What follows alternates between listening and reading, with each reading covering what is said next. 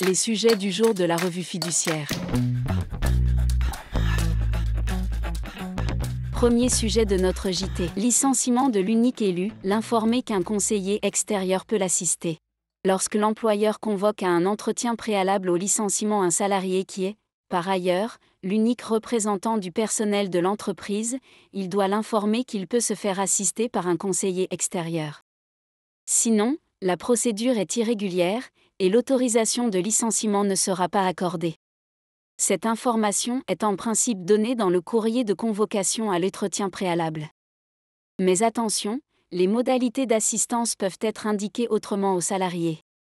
L'essentiel est que ce dernier en ait été informé suffisamment tôt pour s'organiser. Dans cette affaire, ce n'était pas le cas pour les juges, le salarié ayant uniquement été informé de la possibilité de se faire assister par un conseiller extérieur, la veille de son entretien. Deuxième sujet de notre JT. Nouveau crédit d'impôt industrie verte. Le projet de loi de finances pour 2024 prévoit l'instauration d'un nouveau crédit d'impôt au titre des investissements en faveur de l'industrie verte. Cette aide, qui devrait permettre aux entreprises de réaliser de nouveaux projets dans 4 filières clés de la transition énergétique, est soumise à un agrément de la part de Bercy. Pour gagner du temps sur la mise en œuvre de ce dispositif applicable pour 2 années seulement, le service des demandes d'agrément dédié à ce crédit d'impôt est ouvert.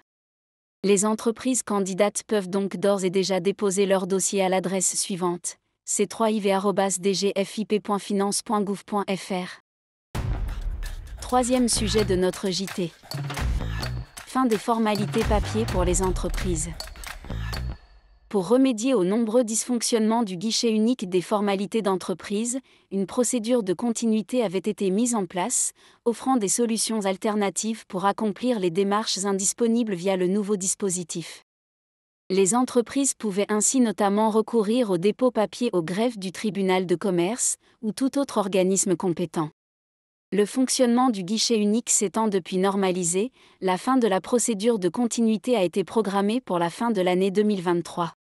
Dans cette perspective, les différentes voies alternatives au guichet unique ferment progressivement. Depuis mi-septembre 2023, il n'est déjà plus possible de recourir au guichet entreprise pour réaliser des formalités.